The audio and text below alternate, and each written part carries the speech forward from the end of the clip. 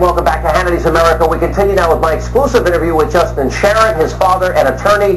In this next part, Justin tells me just what it was like going through this entire ordeal. A number of civilians died in this incident. I think it was, what, 24?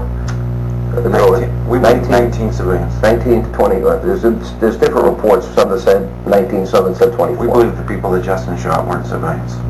Oh, okay. But if you believe they were part of the...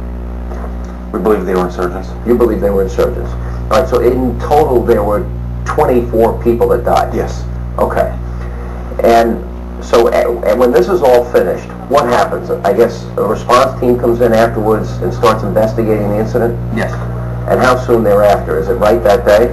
It is that day, but it was later on that day. Okay. And do you start getting questioned by superiors? What happened, etc.? Briefly, yes. Okay. Where I want to go then from here, when did you first find out that you were being suspected of, that you might be suspected of breaking procedure and killing innocent civilians? It was a couple months after the incident, actually. Tell us about that day.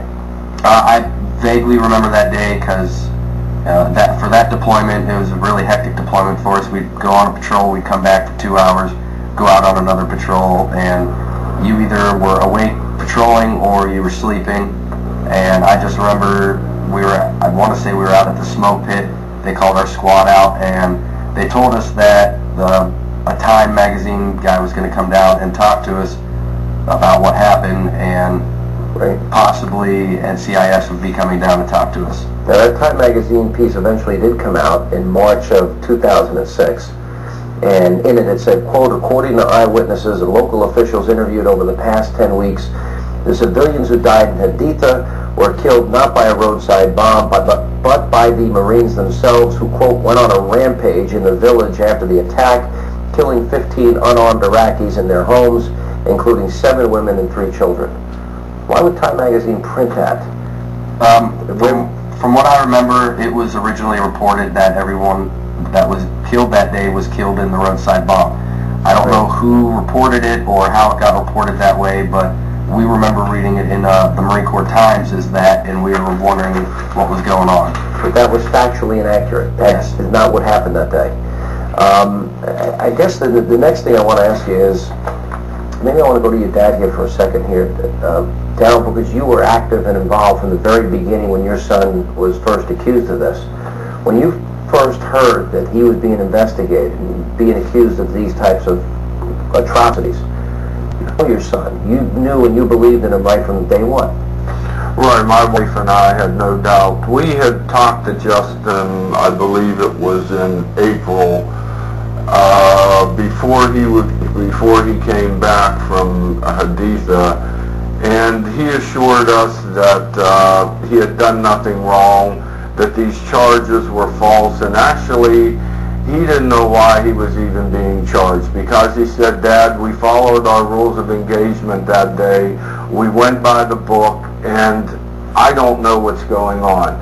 Yeah. My wife and I were afraid. We definitely were afraid, and she made some phone calls to Camp Pendleton, and she eventually talked to Justin's company commander, that was Captain McConnell, and we were given a little more information through the captain. Actually, he was great. He did a real good job explaining what was going on to us, and it made us feel better, but at that time we chose to find a law firm, and that's when we found Gary Myers and Jim Cole. You wrote for over a year and a half, you said, our family had to endure the accusations that our son, Lieutenant Corporal Justin Sharrett, was a murderer.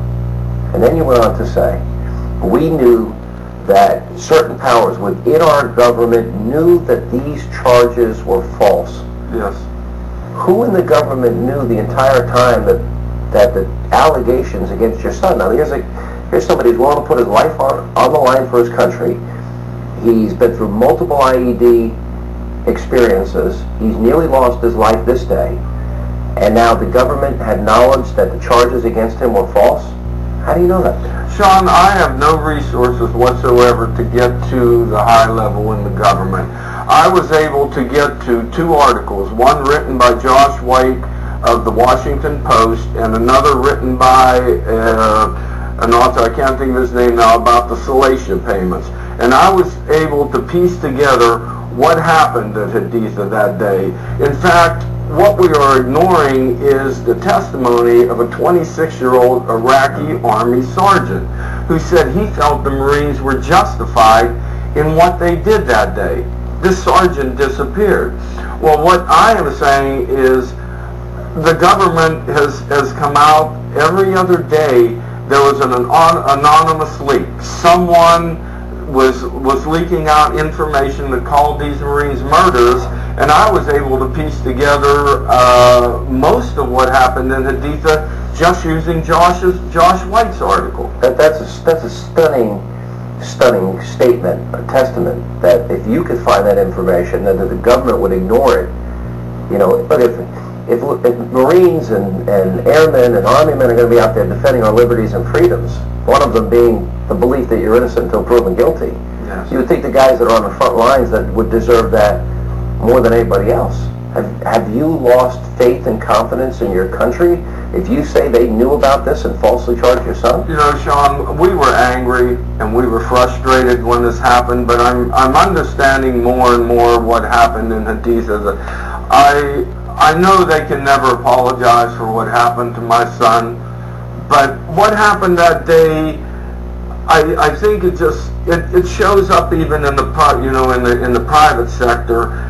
The Marines were not willing to give up their informants.